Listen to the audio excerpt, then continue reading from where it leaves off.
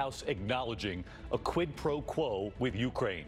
Acting Chief of Staff Mick Mulvaney acknowledging to our John Carl, U.S. military aid was withheld from Ukraine in part to pressure them to investigate the Democrats.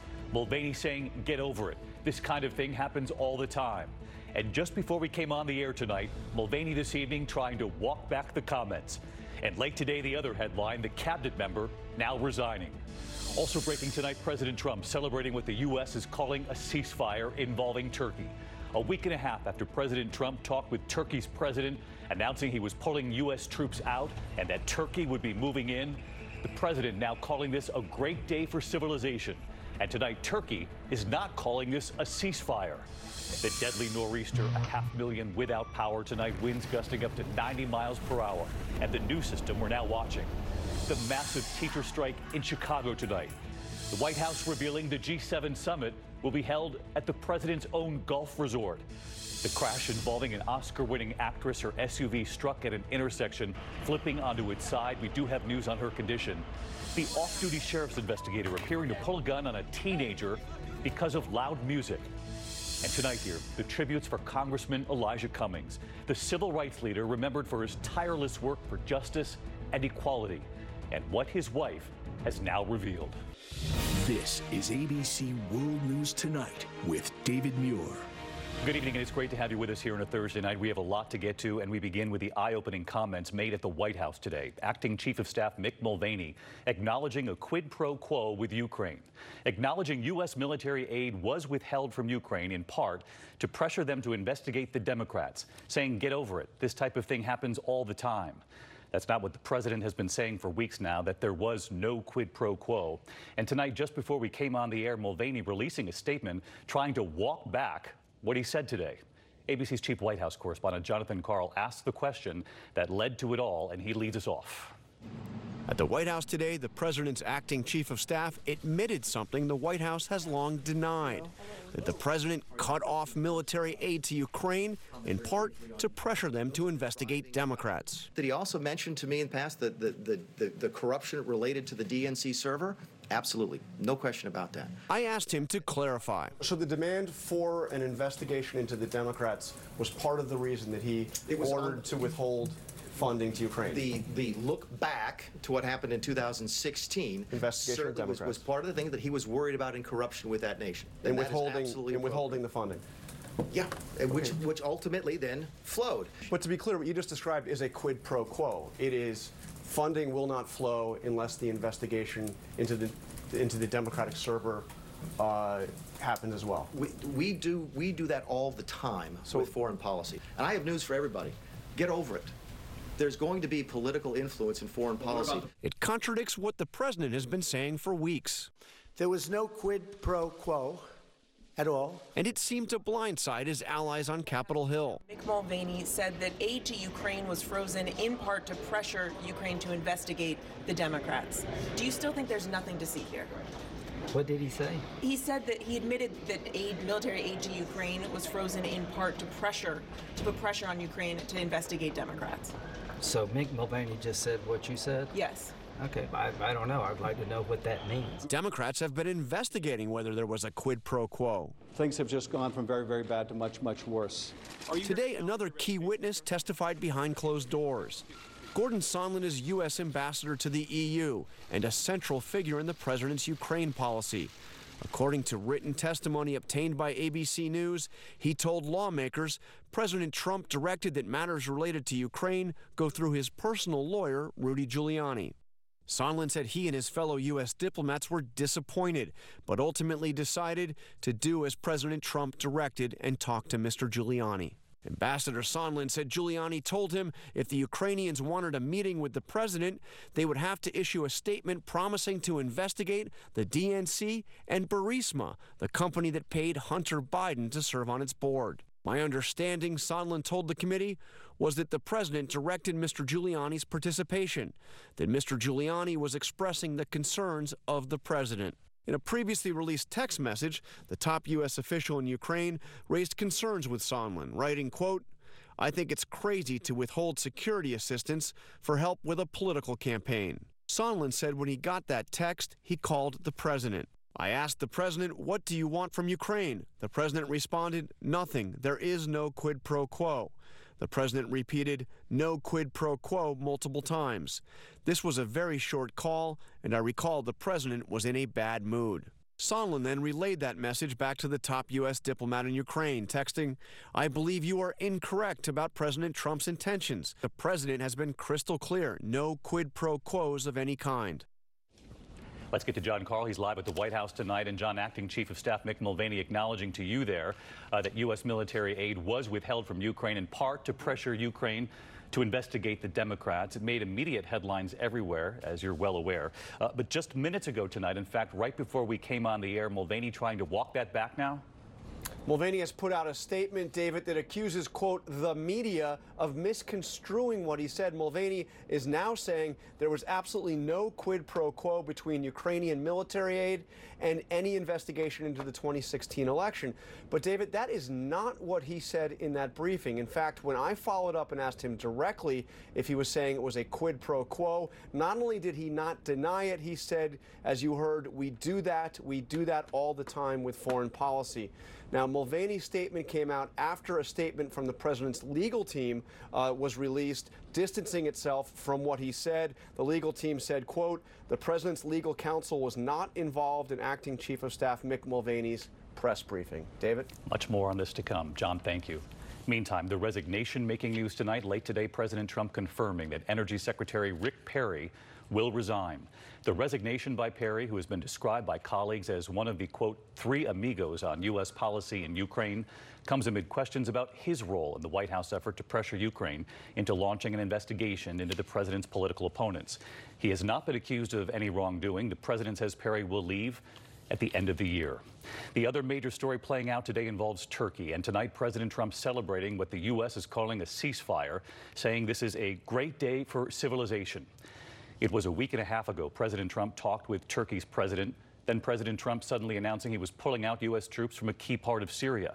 The White House issuing a statement at the time that Turkey would be moving in. Now the president is taking credit for this ceasefire, and tonight Turkey is not even calling it a ceasefire. They're calling it a pause. Democrats and some Republicans are livid by this and the horrible sequence of events that played out after that phone call with Turkey. One key Republican calling for an investigation tonight, and Mary Bruce is on the Hill. Emerging from a 5-hour meeting with the Turkish president, Vice President Pence today declared they have a deal that will save lives. A week after Turkish forces crossed into Syria, Turkey and the United States of America have agreed to a ceasefire in Syria. But that's not how Turkey sees it. They say it's not a ceasefire at all, just a pause. Ara vermek demek. The Turkish foreign minister saying their forces are not withdrawing from Syria. They're just giving Kurdish fighters 5 days to get out. In exchange, if the fighting ends, the U.S. will lift sanctions imposed on Turkey this week. President Trump is declaring victory, even though he helped create this crisis when he abruptly withdrew U.S. forces from Syria, giving Turkey a green light to invade. Great day for the Kurds. It's really a great day for civilization. It's a great day for civilization. And we've gotten everything we could have ever dreamed of. But on Capitol Hill, even his Republican allies aren't buying it. It does not appear to me, however, with all due respect, that this is really a ceasefire. It is more an ultimatum. Because what it basically is saying is Erdogan is saying, here's land that I intend to take. I intend to drive every Kurd out of this area, and I intend for Turkey to control this area in northern Syria as a security zone, as he calls it. Senator Mitt Romney says Trump is giving Turkey everything they want. The announcement today is being portrayed as a victory. It is far from a victory. Are we so weak and so inept diplomatically that Turkey forced the hand of the United States of America? Turkey? According to the Kurds, since Turkey invaded last week, 218 civilians have been killed, including 18 children. Tens of thousands forced to flee. Romney is demanding Senate hearings to investigate the president's decision-making. The ceasefire does not change the fact that America has abandoned an ally. What we have done to the Kurds will stand as a blood stain in the annals of American history. So let's get to Mary Bruce. She's live up on the Hill. And Mary, just to keep track of this timeline tonight, when President Trump had his phone call with Turkey's President Erdogan a week and a half ago, the White House then released a statement that Sunday night after the call acknowledging that Turkey was moving ahead with its operation, saying moving forward with its operation into northern Syria. But today, in announcing the temporary ceasefire, Vice President Pence saying the U.S. never supported that operation? Well, David, the White House never supported the operation, but they also didn't object to it when they first learned of it. And now here on the Hill tonight, the president is being slammed on both sides of the aisle for claiming to have solved a problem they say he helped to create in the first place. David. Mary Bruce with us again tonight. Mary, thank you. To the other news this Thursday night, in the deadly nor'easter slamming the east from Washington, D.C. to Philadelphia, New York City up through Cape Cod. The wind and rain slamming boats against the shore. This is Scituate, Massachusetts. Gusts in nearby Cape Cod reaching 90 miles per hour. The wind fueling the flames on New York's Fire Island, destroying several homes there and leaving a trail of downed trees and power lines across the region. In fact, 500,000 without power tonight, and it's not done. And now another system elsewhere we're watching as well. ABC's Whit Johnson from Hyannis. Tonight, that powerful storm lashing New England. Amid ferocious winds, rough seas, and heavy rain. At Boston's airport, gusts reaching 70 miles per hour, ripping the roof right off this Delta hangar.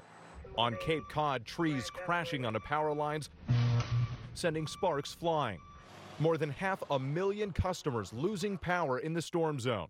And in Duxbury, firefighters responding to dozens of calls. The damage we see is town-wide. I mean, you can't get from one side of town to the other because of the amount of trees and wires that have been taken down. Those violent wind gusts taking down 2 trees here, one slamming through this car, shattering the glass, the other crashing through the roof of this home. The woman inside was not hurt. Those falling trees wreaking havoc across the region. Big, loud bang, almost like a bomb went off and shook the whole house. In New Haven, Connecticut, firefighters battling 30-mile-per-hour wind gusts while bringing this 2-alarm fire under control. David, the owner of this boat, tells me that it was anchored about 1,000 feet offshore before those powerful winds ripped it from its moorings. The cleanup here just getting started as the storm moves out. David. Just an incredible image there behind you, Whit. Thank you for that. And let's get right to meteorologist Rob Marciano tracking not only the nor'easter, but another system we're now watching tonight. Hey, Rob. Hi, David. This is a powerful record-breaking storm for October. That extreme pressure drop now stabilizing. The wind's still going. We got a couple of more hours of these big winds as that low slides off to the east. Gulf of Mexico, that disturbance about 600 miles from New Orleans, forecast to become a tropical storm. So warnings have been posted from Louisiana to Florida. Forecast to make landfall as a tropical storm early Saturday morning somewhere along the Florida Panhandle, but impacts there will be felt by this time tomorrow. David? All right, Rob Marciano, thank you. Now to the other headline today drawing immediate scrutiny. The White House announcing today that the next G7 meeting with world leaders will be at the president's own Gulf resort. Here's ABC senior national correspondent Terry Moran.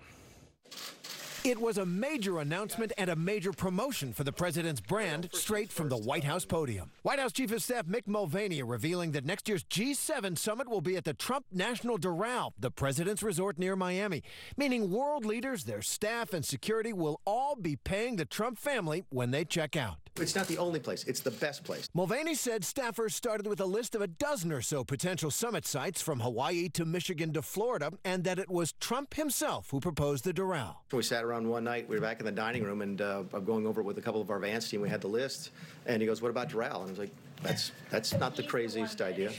It makes perfect sense. The Doral is an 800-acre resort. It has reportedly struggled to be profitable. The president made a personal pitch at the last G7 summit in France in August. With Doral, we have a series of magnificent buildings. We call them bungalows. We have incredible conference rooms, incredible restaurants. It's like such a natural. Mulvaney claims the Doral summit will save taxpayers millions of dollars. He's not making any money off of this, just like he's not making any money from working here. But the decision has ethics watchdogs and Democrats outraged. House Judiciary Chairman Jerry Nadler calling the move among the most brazen examples yet of the president's corruption. Mick Mulvaney claimed the president's not going to make any money, but the White House offering no numbers or explanation of that, saying dollar figures might be released afterwards. And he also noted when asked if this is a branding opportunity for the president, Donald Trump's brand is probably strong enough. David? Terry, thank you. Next tonight to Chicago and the teacher strike in the nation's third largest public school system. 300,000 students had school canceled today as 25